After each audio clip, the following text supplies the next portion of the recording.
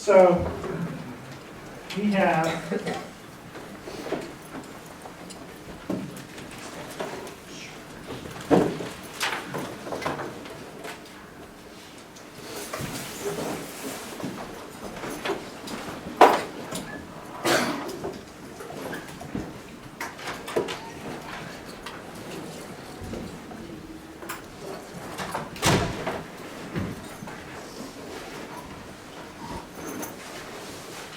when we talk about gains that are created in the market, on the demand side, we're talking about something called consumer surplus. And consumer surplus is simply the difference between the total value that consumers put on the good.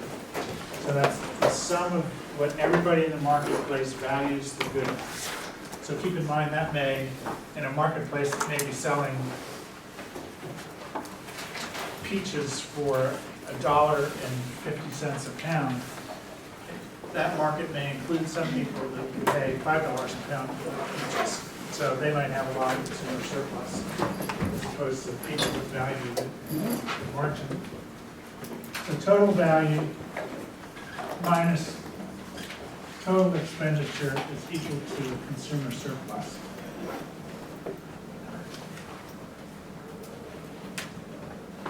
I think I gave you the example casually on the first day of class of thinking in terms of your Uncle George, who's a car fanatic and decides he's going to go buy a 1968 turbocharged Mustang. And he sees one advertised somewhere and he goes and he negotiates whatever the price is. Let's say Uncle George buys this thing. Uncle George looks the car over and says, I'll pay $30,000 for this. So that's his total valuation of the Mustang. Okay? And he negotiates and plays games with the guy that's selling it, and he eats and calls it back up and does all the stuff they do trying to get it for less. And he settles for a price of, let's just say, $23,000. So that's his total expenditure. So Uncle George has just had a big gain in trade. He's basically, his gains from trade are $7,000, and that's his consumer surplus. Now, if he had spent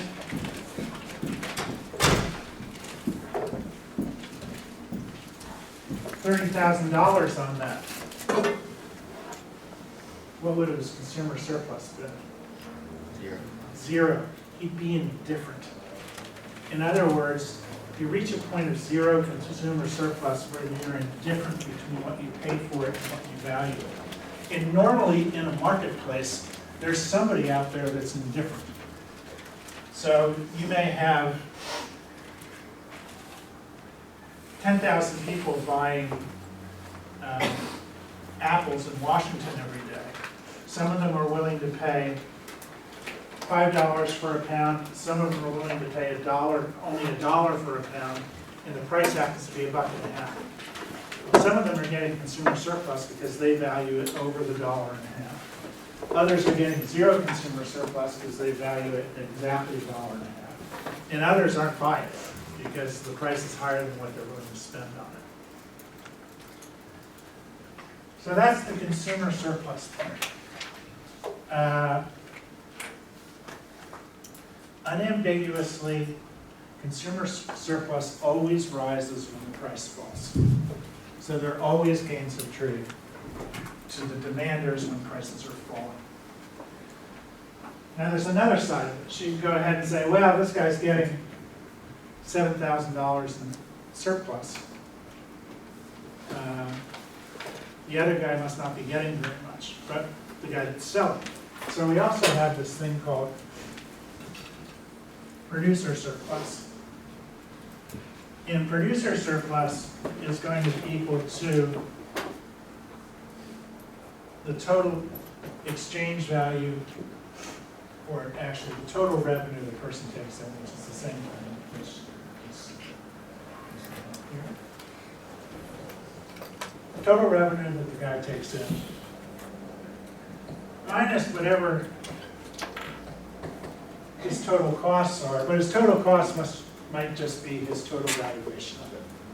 So let's just say the guy who's selling the 1968 Mustang is willing to sell it at, his costs of holding on to it are, say, $10,000. So he's sitting there going, if I get anything over $10,000 for this car, I'm selling it. It's a bonus for me. Otherwise, I'm going to hold on to it. In this particular case, then, we've got somebody with producer surplus who's selling it for $13,000 more than what he values it at. His producer surplus is $13,000. The consumer surplus is $7,000. Both of them have gains from trade. Generally speaking, in the marketplace, both the producer and both the seller and the buyer are going to get gains from interacting in the marketplace. And the reason they get gains in the marketplace is because they value the good differently.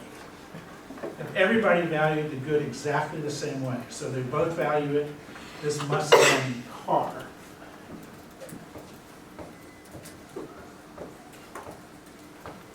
both put a value on it of $28,000. So the buyer's not going to spend more than $28,000, and the seller's not going to sell it for less than $28,000. So if they're both valued the same, there's no consumer surplus, there's no producer surplus, there's indifference in terms of the trade. But when we talk about gains from trade in marketplaces, when we talk about gains from trade, from international trade, or the effects of gains from trade because of a regulation, what we're talking about, and when we're talking about winners and losers, we're talking about this exact stuff: producer surplus and consumer surplus. And it really is a simple concept. All we're looking at is relative values that producers have and consumers have. But it has a huge impact on how we evaluate policy. So when we're looking at policy, we're going to look at different sorts of economic policy that affect prices in the marketplace. We're going to look at how those policies change producer surplus and consumer surplus. And that's going to start telling us, oh, we can start looking at who's a winner and who's a loser. And we'll start seeing why, there are people in Washington lobbying for one thing, or people in Washington lobbying for another thing, because they happen to be on one side of this producer or consumer gains from trade world.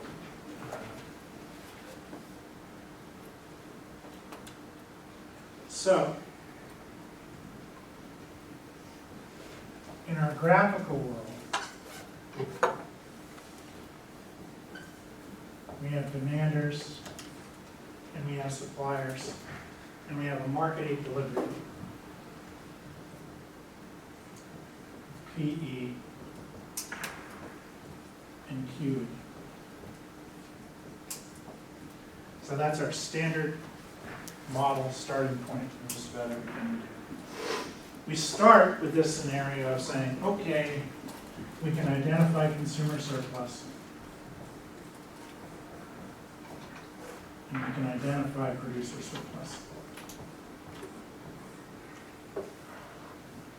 Those are the two components to gains from trade in this particular model. This one down here. So this is producer surplus. This is consumer surplus. So the consumer surplus is the area underneath the demand curve and below the price line. And the producer surplus is the area above the supply curve and below the price line. And keep in mind, all we're looking at is total values there. There's no magic. Everybody okay with that so far? Questions? Okay. Now let's suppose, color it here.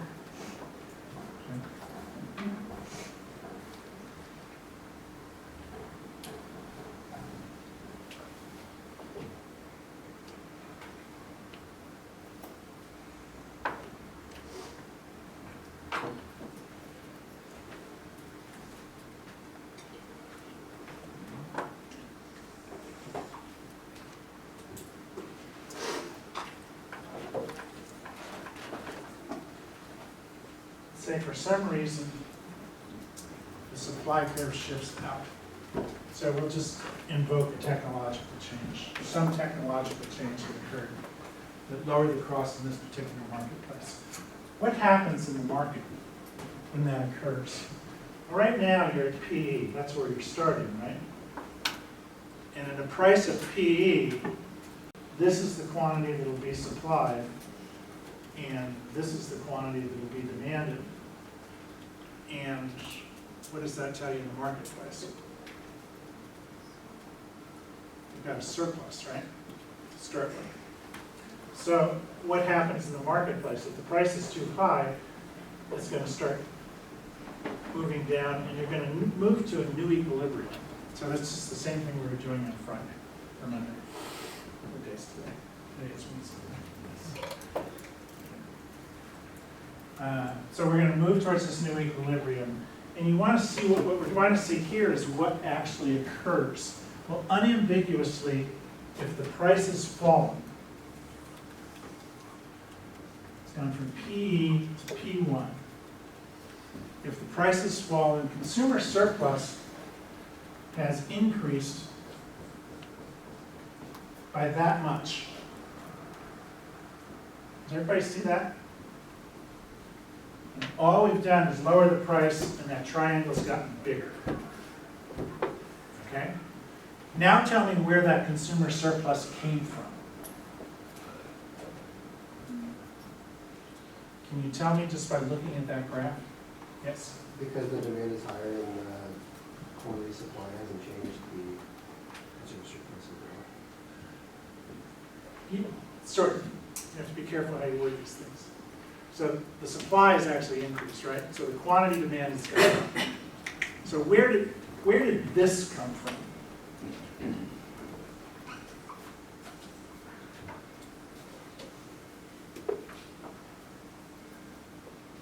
What did that used to be? Yeah. Producers. It used to be producer surplus. This is you have a decrease in price, and money moves from the producer's pocket into the consumer's pocket. That's the first thing that happens. And it's simply a transfer from producer surplus to consumer surplus. It used to be part of what they were producing, because keep in mind, up to this point, here,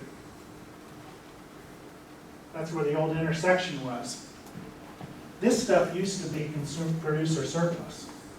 This weird, it's not weird, it's a trapezoid. That trapezoid used to be producer surplus. Now it's just consumer surplus. That occurred because of the decrease in price. And it used to be going into this guy's pocket, the producer's pocket. What is this stuff? That's also part of the increase in consumer surplus, right? You see that, it's just, this is now consumer surplus, this whole thing is the addition, but we've got this increased triangle here. What is that? Where's that coming from? That's coming from the increase in technology. That's the lower costs. So we're actually seeing the benefits to the consumer coming both from a transfer from producers and also stuff that's being produced that wasn't being produced before. I'll try to do this more clearly.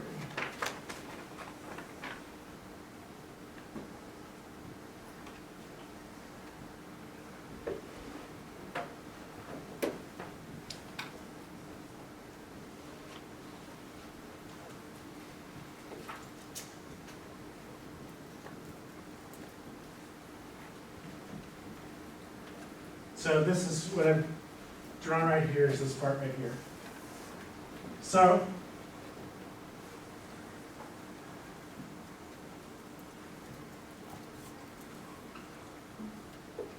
that stuff used to reflect costs to the producer, right? It was part of the area underneath the supply curve and reflected the cost. So that was when they were producing the QE. That's now become consumer surplus. This has become consumer surplus. And this stuff wasn't being produced before, this extra amount of goods and services. Where'd that come from? That comes from the technological change that caused the decrease in prices. So you're having decreases in prices, and this stuff is directly due, that's increased, the increased production component is directly due to the decrease in costs. Everything before that simply is transferred from producers to consumers. So what we see in the marketplace is every time you see a price change that's occurring because of some shift in a demand curve or a supply curve, you're going to see some change in this consumer surplus and producer surplus. In some instances, consumers are going to gain. In other instances, producers are going to gain. In some instances, they're both going to gain. So if you look at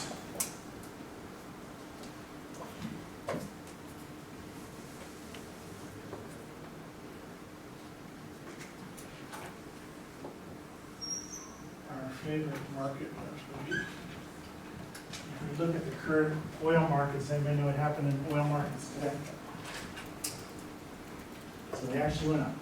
So West Texas Intermediate, which is the US benchmark. So Brent crude is the European benchmark. West Texas Intermediate is the American benchmark. It went up 5.5%, 6%. Everybody's going, well, that means it's bottomed out. I bet you $1 to $1 it goes down tomorrow. Because today, and we're not going anywhere near this, at least this week, today options were due. So all these people that have had options due for weeks and months on oil have to make the exchange today. And whenever you have options due, you always see little bumps in the prices because everybody's hedging their bets in that direction. So even though we saw that happen today, it's probably not the end of the where the oil markets go. There's a guy on CNBC yesterday, I think from Morgan Stanley, talking about their predictions of oil prices. I don't know where these guys come up with this because they change every week. But they're predicting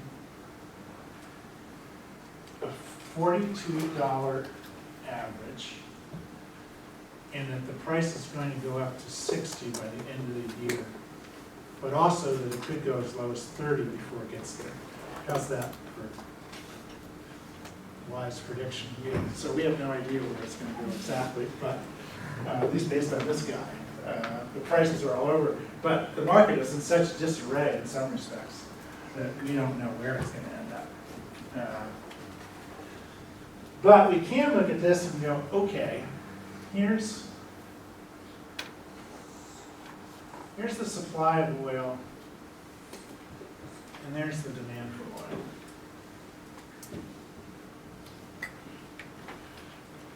And there's the price in May, it's $132. And here's the quantity in May, which is lots of oil. And you have consumer surplus and you have producer surplus. There's consumer surplus. There's producer surplus.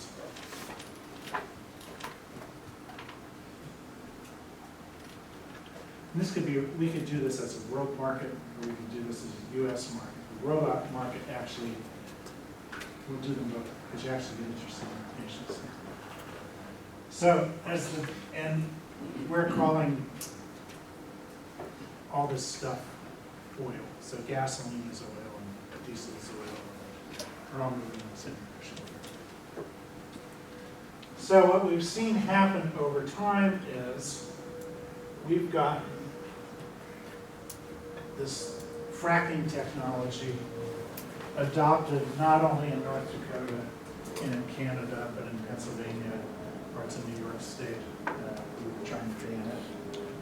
Other places in the Midwest, because we have, with this fracking technology, we've got all this oil here. So,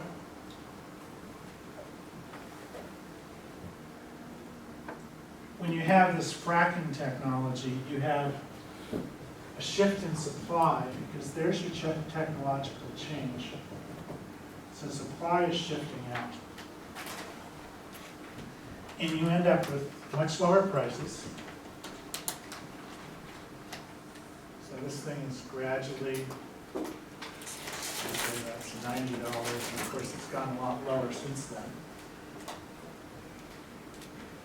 But if you want, and you can look at it very quickly and say, oh, consumer surplus has gone up, obviously. So the gains of trade for consumers, we love this.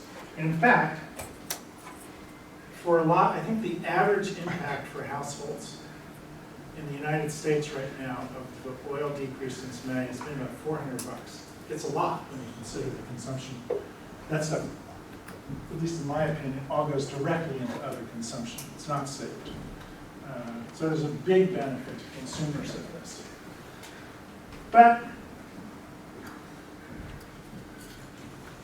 we're going to see some gains to producers. So there are going to be some increased gains to producers who are using this fracking technology. They're able to sell stuff that wasn't available before. They have a new technology. So the people in North Dakota and Pennsylvania and Canada who are producing this stuff are selling it because they're able to sell it. But as the price falls, they're not getting as much for it. And the thing to note is if you listen to the news these days, the latest discussion, which probably should have come a little earlier than this than it did, is that we're at a cusp for a lot of firms of whether they drop out of the marketplace. So keep in mind that this is the supply curve in May, right? This says that if the price falls below $81, whatever the price is, that you don't have any oil produced by this group. That's not exactly true, but I'm exaggerating here. What happens when the price gets below 81? Well, this group of producers starts to disappear because these are the guys that have marginal wells, or people that opened up wells that have been closed for years and years, or it's expensive oil to get out of the Mideast, or whatever the case may be, or it's Venezuelan oil. Venezuela starts to lose money at about $80 a barrel. So Venezuela's got big problems. About half of Russia's oil depends on oil being over $100. So they got big problems. So while we have these new producers of oil, the fracking crowd, I know two guys in Seattle. One who has oil rights that his mom had, no, his grandmother had. This is just, so no one thought this was worth anything for Dan's my age. So his grandma's dead. So they had the oil rights on this farm since before World War II. And Shell came and said, can we do some pumping on your land? And Grandma was still alive about 15 years ago, and she got a check. And it was her first monthly check. And she sent it back because it said $80,000. It said we made a mistake.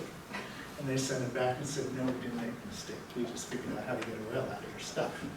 So she's, her farm's worth way more than anybody ever imagined it was going to be worth.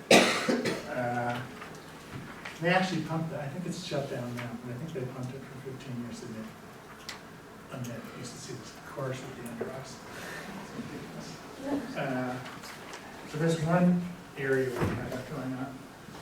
Another guy is from North Dakota. His family's from North Dakota. They own scattered farms around. And they started doing leases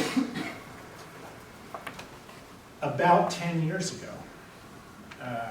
And they were getting, and their leases are set up as a percentage of the amount of revenue that comes out of the ground from the wells that are drilled on. And the wells on their land are fracking wells. So they're doing it from those sources. Once they're in the ground, most of the cost of running the well is in place. As recent as a year ago, I was having dinner with this guy, and he was just in heaven about what was happening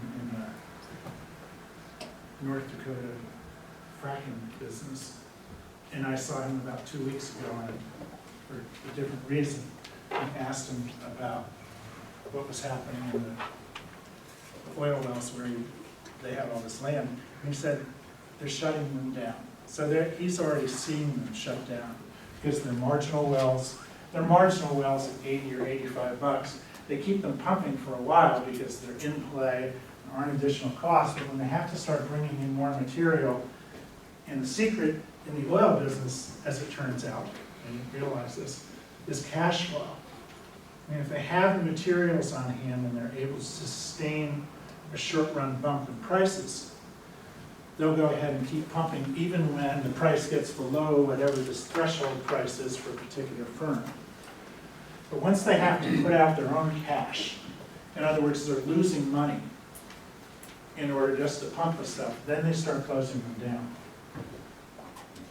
Now, one of the guys from the American Petroleum Institute, who was on one of the news shows the other day, said that there are numerous wells, including fracking wells, in the United States, Texas, and all the way up the center of the United States, that won't shut down until we get into the low 30s.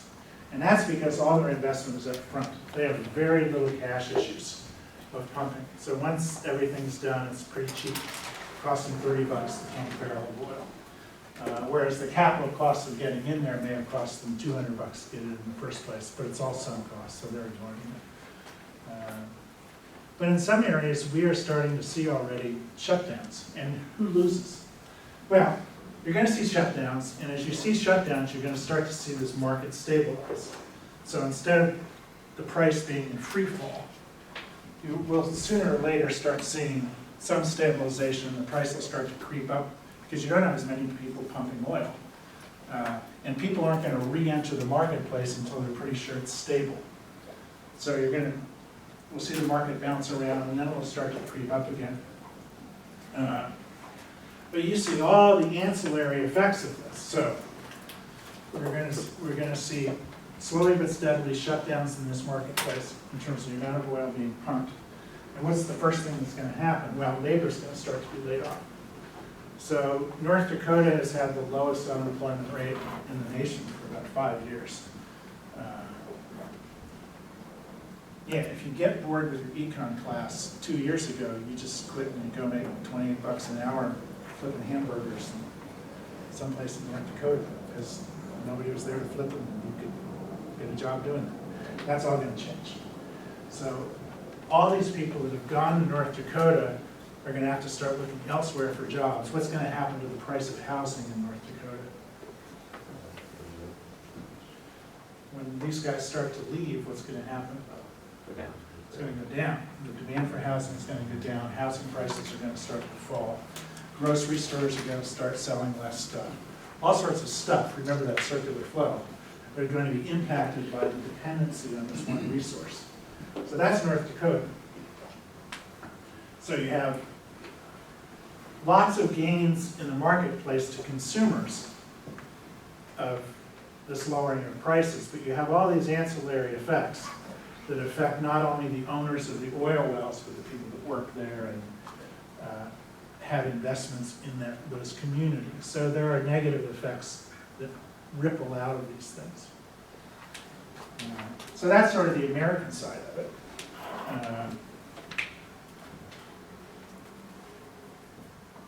You also have Russia, Venezuela,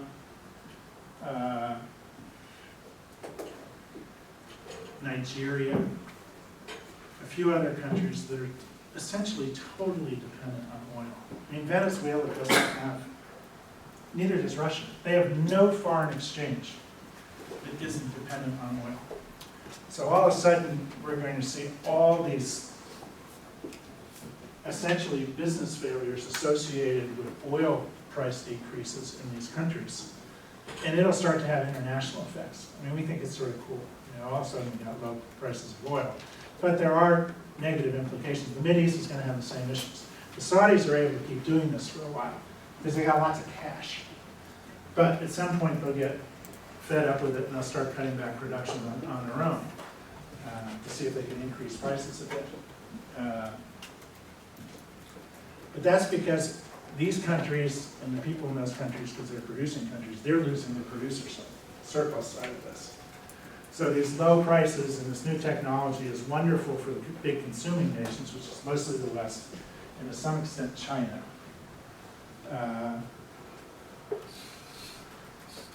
But the producer side is going to suffer from all this. This is, and we're not just seeing this now in the oil markets, we're also starting to see the ripple effects of this in input markets. So the markets that's, for instance, the steel industry in the Midwest is starting to talk about laying off people because what do you think they supply steel for? Pipe. So a huge part of their output is steel pipe that goes into pumping oil, whether it's in the fracking business or the standard going out and pumping it from standard wells. So we're going to have an interesting roller coaster on this one. See what happens. Oil prices today, gasoline prices today,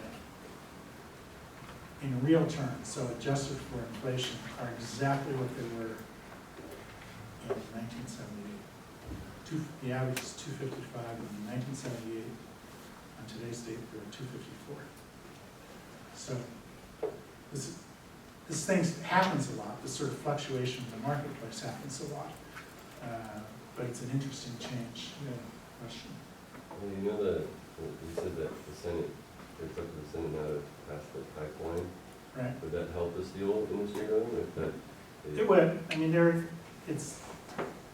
I think it's arguable about how many jobs will actually be created from that single project. But I mean, they talk about 100,000 jobs or something from that project. I'm skeptical of that, but that'll be part of the debate, is whether you put that through. I mean, my own feeling is that anything we can do to lessen our dependence on foreign oil makes it less likely that we're going to go to war with somebody. Because all these Mideast problems that we get roiled in are tied up in oil and oil prices and who owns oil, and Europeans get their oil from there. It's all a lot. It's just oil based. And the more we can get away from that, the better off we would be. And of course, at the same time, if you start getting really low-priced oil, and it stays that way, some of these Middle Eastern countries are going to have political unrest because they've been able to sustain their regimes because they've got lots of money to spend.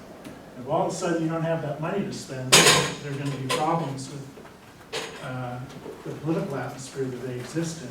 So oil really drives a lot of what's going on in the world economy and the world politics as well.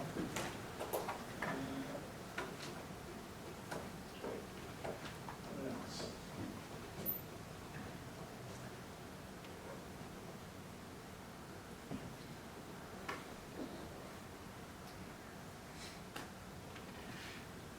So I don't think I need to go through these now, and I won't go through these now. But we may come back to them in a day or two. If you go back to the problems we did the other day from chapter 4, and just shift, look wherever there's a shift in supply and demand, you ought to be able to see who the winners and who the losers are. Okay, what's happening in consumer surplus and what's happening in the producer surplus. Sometimes it'll be indeterminate because you don't know how big the shift is, but you ought to be able to start seeing what happens to the size of these areas in relative terms. And it's a worthwhile exercise that we do that. And before I forget,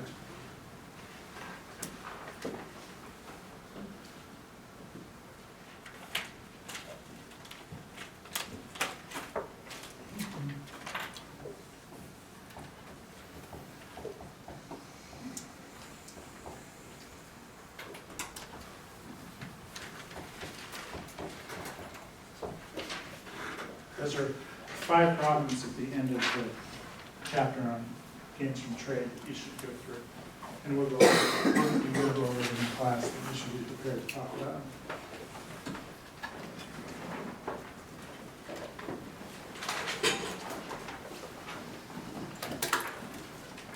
Yes, sir. Is it 133 to 152? That's just a trick question. I think that's right. Could be 132 or 132. You'll know when we get to the chapter.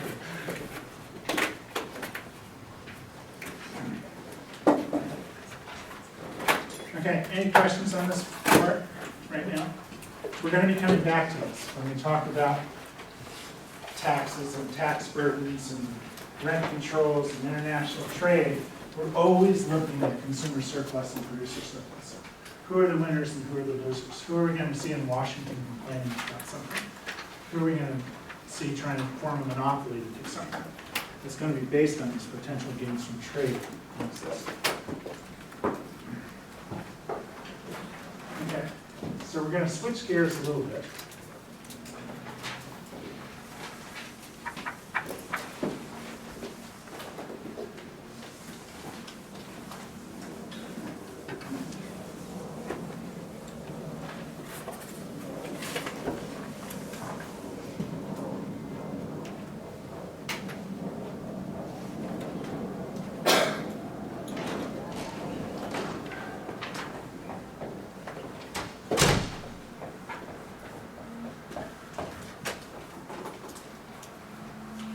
Talk about how economists look at the marketplace, and when they see price changes and they see quantity changes and they see shifts in the marketplace, how they go about making predictions about how big is this going to change and how do you measure that.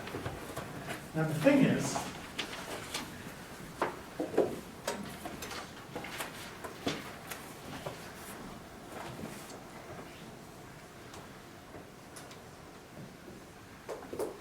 there's the demand curve.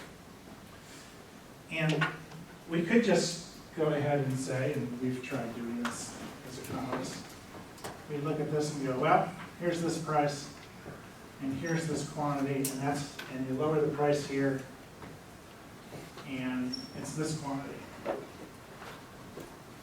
The problem is that people might be using different prices, they may be using different units, and if you're using different prices and different units, if you start looking at this change, the difference between quarts and gallons, and the price between price of milk in quarts or the price of milk in gallons or the price of milk in pints or teaspoons, when you start trying to measure changes and say, well, this changed by X% or this changed by so much, you don't get a clean-cut answer. So economists have come up with the concept of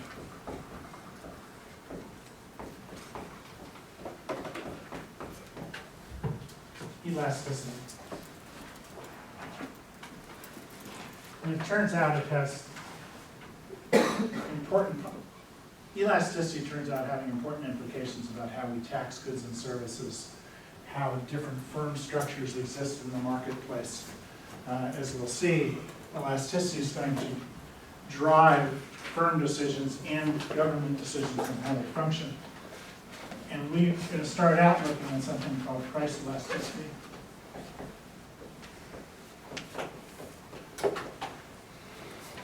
And price elasticity is simply going to be defined as the percentage change in quantity over the percentage change in price.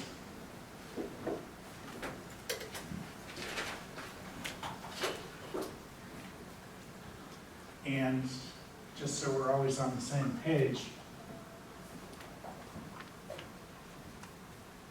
these things move in opposite directions according to the first law of demand. So we do know that if the price changes, the quantity is going to move in the opposite direction. So price elasticity in reality is always going to be negative.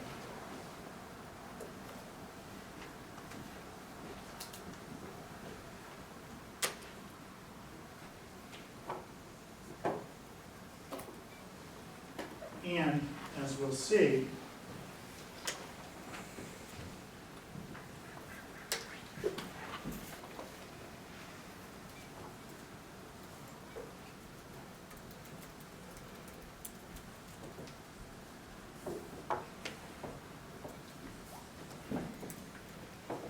first thing that affects price elasticity, or really how big a change will occur for some unit change in prices, is how many substitutes they have. Goods will be more elastic the more substitutes they have. So you can imagine, for instance, the price of, well, if all of a sudden the price of M&Ms goes up relative to all other candy, people are able to substitute away readily from all other candy, or excuse me, from M&Ms into all other candy because of lots of substitutes. So M&Ms will exhibit really high elasticity.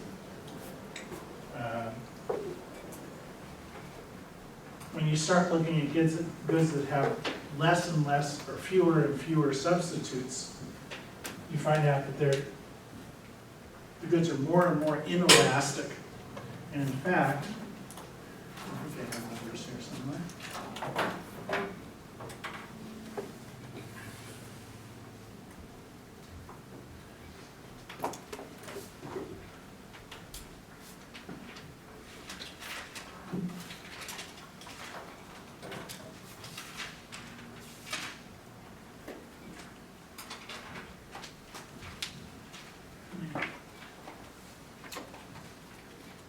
No, I'll look them up on the break.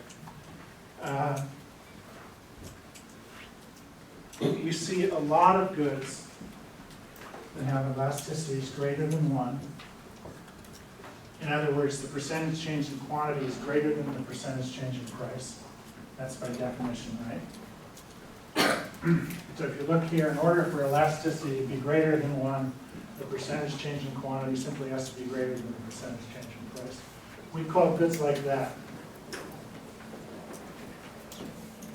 elastic. They exhibit elastic demand. And then so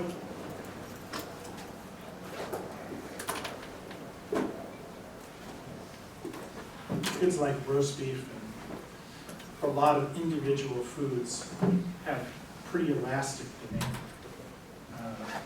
Then we get into other goods, and this is where elasticity is equal to 1, price elasticity is equal to 1, or unitary elasticity.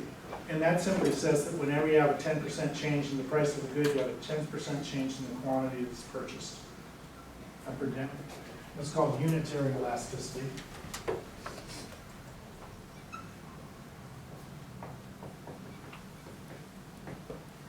And then you have, this is actually, so you know it's absolute value. Again, we're talking about this as though it's a positive number here. If elasticity is less than 1, we'll say it's inelastic.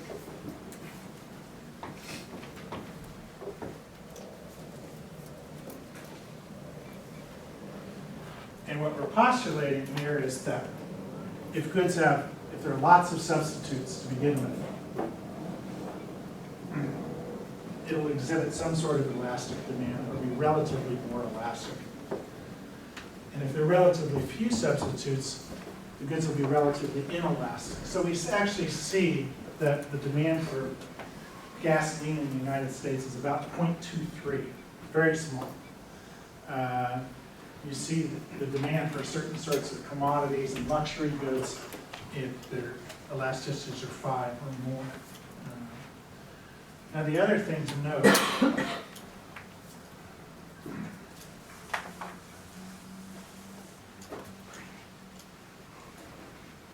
so if the percentage change in quantity is greater than the percentage change in price, when there's a price change, what's going to happen to total revenue if you have an increase in price?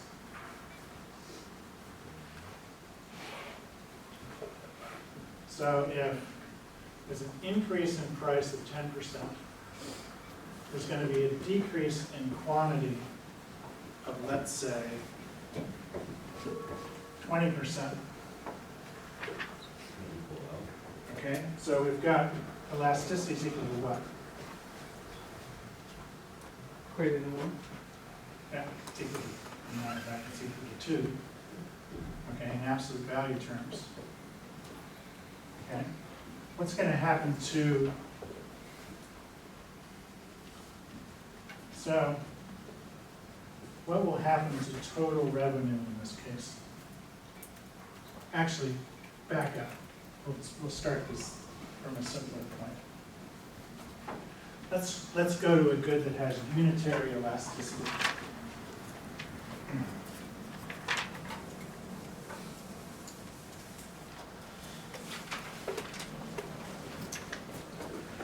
So total revenue, let's start as price times quantity. Okay? And we're at some good that when the price goes in one direction 10%, the quantity goes in the other direction 10%. So if the price goes up 10%, the quantity goes down 10%. What do you think would happen to total revenue? It stays the same. So unitary elasticity, if you have a price change, total revenue, the change in total revenue is equal to 0.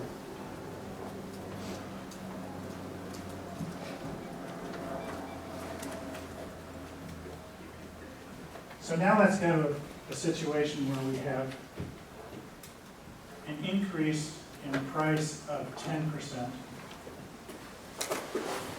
and a decrease in quantity of 20%. Now what's going to happen to total revenue? It's going to go down, right? Because your price, even though your prices have gone up, so you're able to go into the marketplace and you can increase your price 10%, the quantity that people are going to buy is going to go down. So in the elastic portion of the demand curve, you have elastic demand. Total revenue, to start with, goes down with an increase in price. And likewise, total revenue goes up with a decrease in price.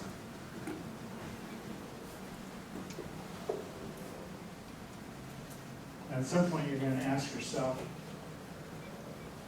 why aren't firms just figuring out exactly where revenue is the biggest and that's where they price? But the reason they don't price there is because they have cost contention. So that's something else comes into play here. And the last one is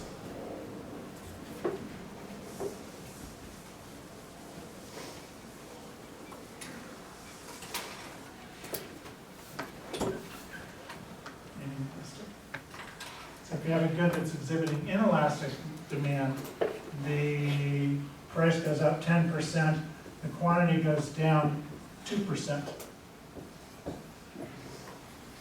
What happened to total revenue?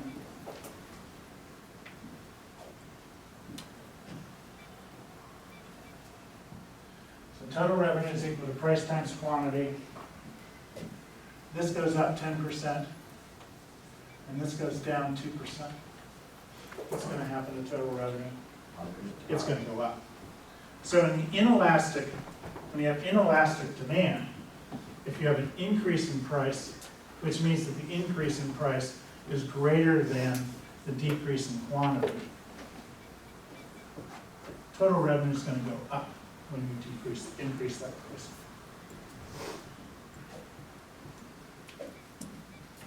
And you can see this.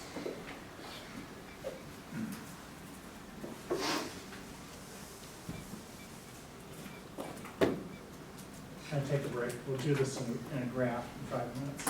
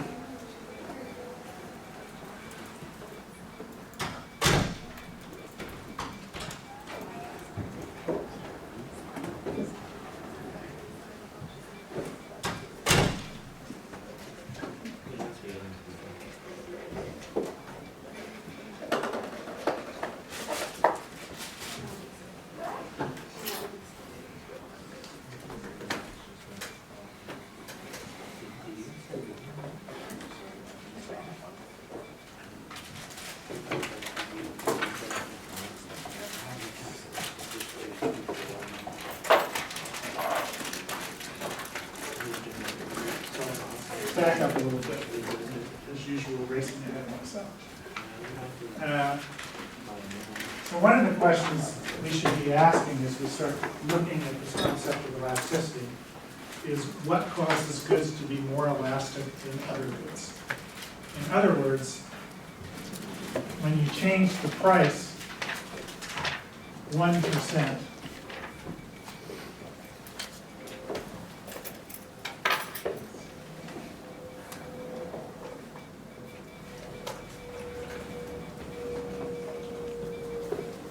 that leads to what change in quantity? Just a little change, 0.25%, or a big change,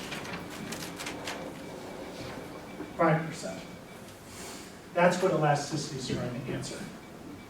It's trying to basically come up with this explanation for why do you see some goods show big responses to price changes and other goods show really small changes to price changes. The first one is availability of substitutes. So what that means is that the more readily available there is of a substitute for the good that you're looking at, the more easily it is for a consumer or a group of consumers to switch from the now higher priced goods to the other goods. So if you can quickly switch from one sort of food to another sort of food, you'll find out that there's a really high elasticity among individual foods. For other sorts of goods, so if you go from the very specific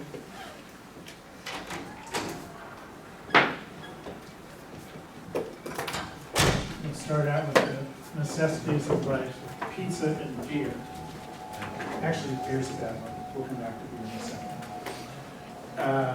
If you start with pizza and you start going, there are lots of substitutes for pizza, you're going to exhibit probably fairly high elasticity. So elasticity for pizza might be 4. You change the price 1%, you're going to change the quantity demanded by 4%. And that's because, keep in mind what's going on is the price of the substitute hasn't changed. You've got a relatively higher price. You're just seeing this shift between two goods caused by substitution. So that's one reason. If you say all food, what do you think the elasticity of all food is relative to pizza? There aren't a lot of substitutes for food, generally speaking. So that when you measure just the general grocery basket, it's relatively inelastic. The price may go up and the quantity that people buy doesn't change very much. The same is true of gasoline. The reason gasoline becomes such an issue in the American consumer's mind is it exhibits very inelastic demand. There aren't a lot of your car runs on gasoline. Doesn't run on, unfortunately, what's that great movie? Back to the Future, where he just takes garbage and he stuffs it into whatever the tank is and the car takes off. We haven't reached that point yet. We're working on it, but we're not there yet. There aren't a lot of substitutes for gasoline, so it exhibits very inelastic demand. And then there's everything in between. So you can start imagining, I can start rattling off goods. What do you think the elasticity of insulin looks like? Double the price of insulin, what do you think is going to happen to the quantity demanded of insulin in the United States? It's going to change, but it's not going to change very much. I just have a question about, but what about cars like Priuses that it's not substituting oil, but it's still lowering the amount that you buy? So I mean, that becomes part of a substitution case. So now you have, I mean, one of the reasons those cars are attractive is because they provide a cushion against this very inelastic good, which is gasoline, which is where the demand, that's why, we have such an attraction to it right now, is because it does provide a cushion against something that's very inelastic demand. But what's going to happen to the demand for Priuses if the price of gasoline stays? They're saying that the national average is now $1.87. I haven't seen it yet, but we're from Seattle. What's going to happen if the price actually stays below $2? What'll happen to the demand for Priuses? It'll go down, because it's part of this dependency on gasoline and electricity. So you can think of lots of instances of this where you can start looking at, you can predict sort of what's the elasticity of something. So, and we'll come back to this in gory detail in a week or two. What do you think, why do you think governments tax foods?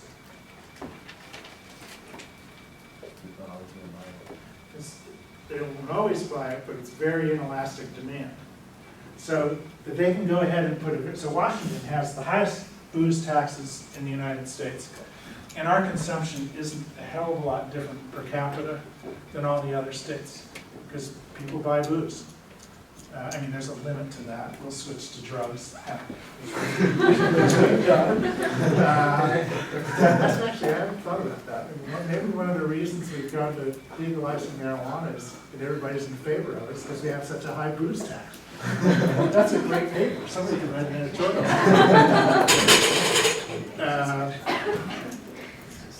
So the reason we tax booze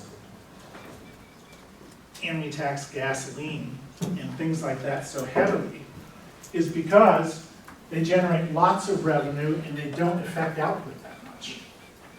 So we're basically looking at revenue generators.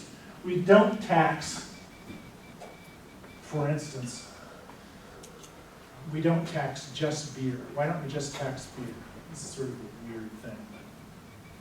If you just tax beer, what would people do? They buy wine or they buy hard liquor, and in the state of Washington, they buy more pot. They're just substitutes. Okay. So instead of taxing just beer or having a different tax on beer, we go ahead and tax all booze because there isn't much substitutability across it. It's interesting. Some of you, if you lived in Seattle, may or may not remember this. About 5 years ago, our city fathers, who are always coming up with clever ideas to do things, decided they were going to raise revenue for something or other by taxing lattes. And that was it was a latte tax. It may have actually reached a ballot measure.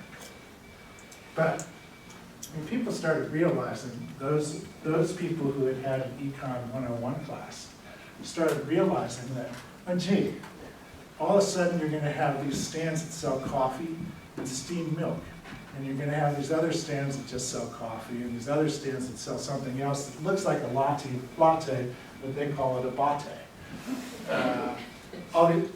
There were too many substitutes out there. And it's amazing how far it got. I mean, it went on for months, this argument of whether we ought to be taxing lattes or not. And they finally figured out, well, we're not going to earn any money doing this, and we've already spent more money than we should have on. But it went on for a long time. Just a matter of how many substitutes there are.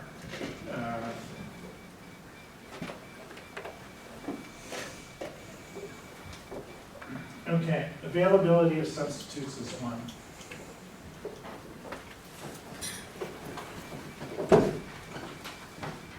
Remember the second law of demand? What's the second law of demand? Go back into your notes.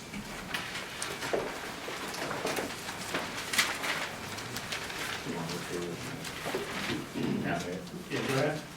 The longer period of time demanders have to adjust to the price change, the greater will be the risk. So why do you think the second law of demand exists?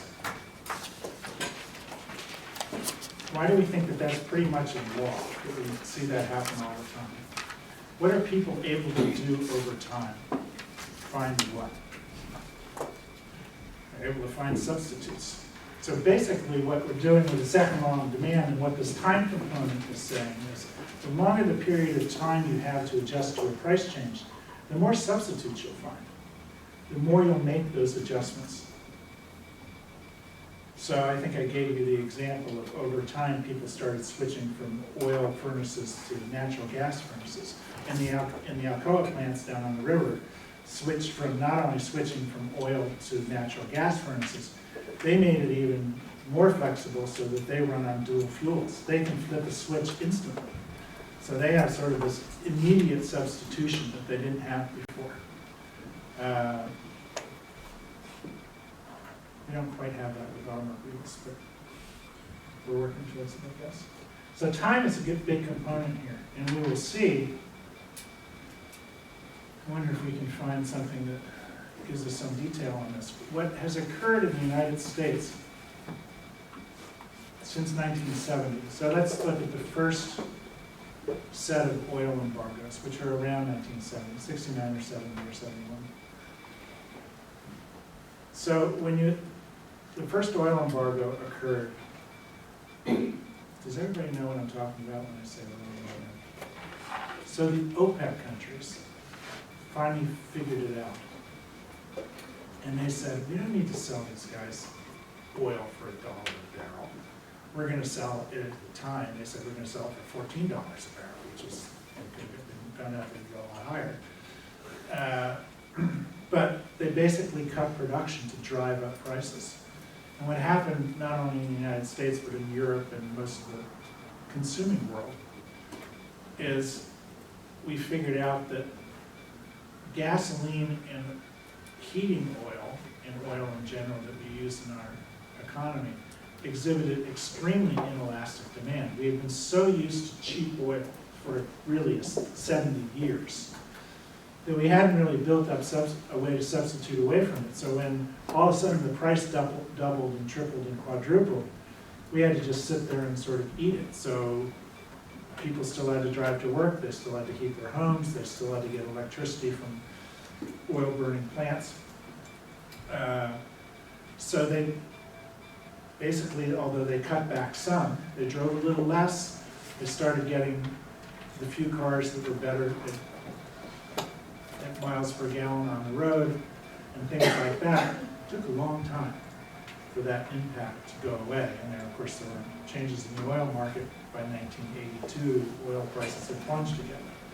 But what happened was, and the Saudis, I think the Saudis more than anybody else became aware of this at the time. They risked, especially in the United States, development of too many substitutes for oil. They were afraid, and they're still afraid of this as an option, that the higher you push this price of oil, the more substitutes these bloody Americans come up with. And over time, what's happening to the elasticity, the price elasticity of oil? It's going up. It's getting more elastic. In other words, the price goes, in 1971, if the price of oil went up 10%, the quantity went down maybe 0.25%, if even that. Didn't change at all. Now if the price of oil goes up 1 or 2%, there's a 0.5% change. So the response is much, much larger now than it was then. And that's, in these time components in this sort of market, have a cumulative effect. So what else have we developed over time?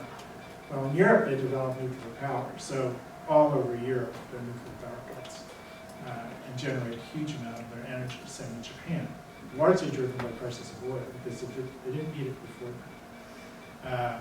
But in the automobile industry, you've seen us go from largely by mandate, but also by consumer demand, you know, an average miles per gallon in 1966 is something like 7 or 8, to I think we're over 30 now, and a lot of cars are over 40. And that's causing our need to respond to change drastically. So the price of, so what's the discussion we were having this morning? So I mentioned that I was having a meeting with my daughter and somebody else in the office. And I mentioned that I was overjoyed because I filled up my Suburban for $46, which is the first time hitting under $50 is just a miracle. And normally it's the credit card that runs out. You know, they won't give you gasoline if you go over $99, they shut you off. So normally I don't have a full tank. And I'm sort of overjoyed with that. And both my daughter and this other woman that's in the office have, well, Nikki has a Prius, and this other woman has something that, it's another form of hybrid, it's not a Prius. And they were both sort of laughing at the concept, and then Nikki said, I filled my Prius up for $10. So, I mean, the price has an impact, but what we're seeing is, it used to be that it was just the Suburbans out there. Now, even the Priuses, they have this effect, but it's of a lesser degree. But this buildup of substitutes over time happens. And it is interesting to watch. Again, the OPEC countries, especially the Saudis, are nervous about solar power. And they're nervous about the idea that we might make nuclear power safer because that's their asset. They're single asset nations, Venezuela, Russia, Saudi Arabia, Iran. they live off oil. If they don't have that oil, they're in trouble. So they're always playing this, in this tenuous position. Do we take money now and boost the price of oil, but that's going to cost them a substitute, and they'll develop these substitutes that hurt us in the long run. When we talk about market structure, we'll talk about why Saudi Arabia is more worried about this than the other countries. The other countries almost don't even view it because they look at it as Saudi Arabia's responsibility, not their responsibility.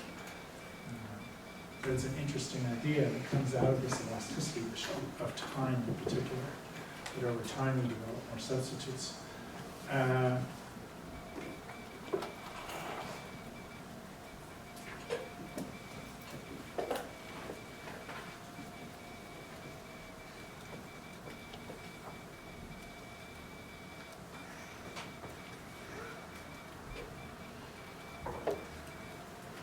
Goods that are less important in the budget.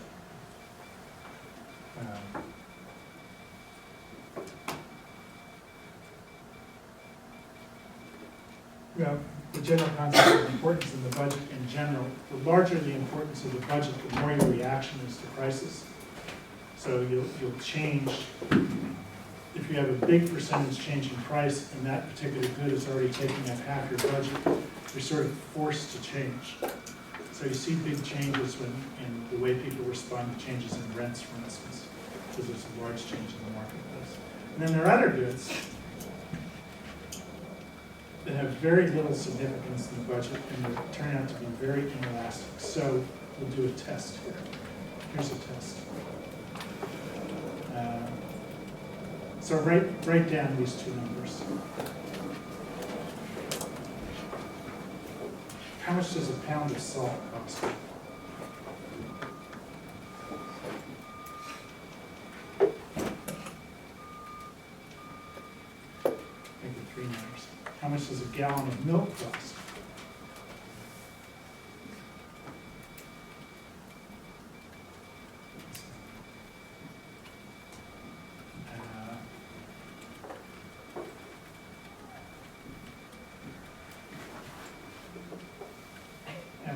We'll go with those two for now. How would we do some produce? What is a pound of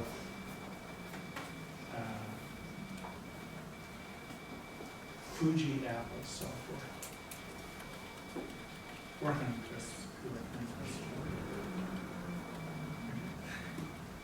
So a pound of salt. Let's go. We're going to auction this off. So, does anybody have less than 50 cents? Really? $1? $1.50? So one person's at $1, $1.50, $2, $3. Anybody have over $5? So everybody's under. Anybody have $4? So we have a few people. You guys have no idea what the price is. I don't either. I'm not sitting up here going to do it. So the price elasticity, so if all of a sudden your roommate calls and says, I snagged a kitchen and we're going to have beef bourguignon for dinner, but I need salt, go buy a pound of salt. You're not going to be affected if the price doubled yesterday because you don't know what it costs. It has no relevance and it's just a small part of your budget. If they went and asked you to go buy the roast beef that was described in the New York Times this morning, that would be a different question because it costs $70. But if it's an insignificant part of your budget, you don't even know what it's costs, and the demand for those things turn out to be very inelastic. What controls the price, as we'll see, is competition. So somebody will put a price. I think the price of what's the salt that has the little girl? Morgan. Yeah, I think that's like $2, $1.99. But if it were $4, it wouldn't make any difference to me because I don't know whether it's $1.99 or $4. So that's sort of importance in the budget piece. It does make a difference with certain goods, but markets control those prices. So the reason the grocery store is not charging me $8 a pound for salt is because there's some other competitor out there that, there's some competitor from Morton Salt that's marketing it at a different price, and there's something else, and if all of a sudden it looks like $8, it may start to be significant, and you may start going to look at, a little quality foods and see what they have. So the higher those prices get, the more you're likely to go ahead and search.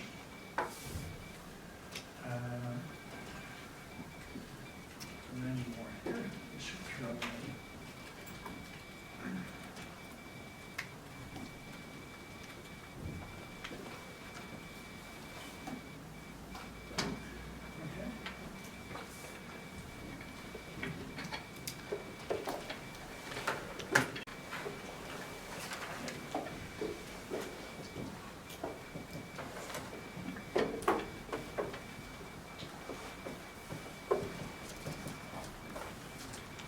Okay.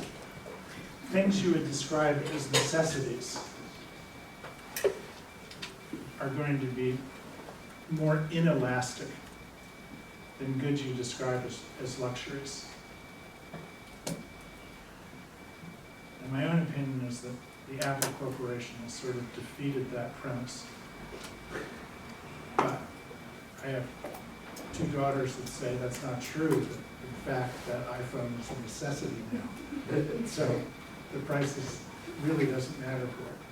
So the more you look at something as a necessity, and in some respects, I mean, even cell phones have sort of become a necessity to some people, at least a lot more necessary than they used to be. The demand for those is much more inelastic than you would imagine. Apple has been able to charge very high prices for their products because they've made people sort of addicted to the bloody things. And you view them as almost necessities. And then luxuries are very the demand for luxuries in the marketplace are very finicky. I mean, you change prices around and demand for those things changes very quickly. So, because people have lots of substitutes when they're looking at things that they look at luxuries.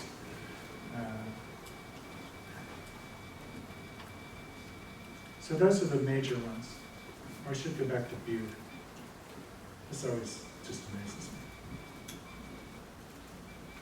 So the elasticity for gasoline these days, I think, is about 0.3.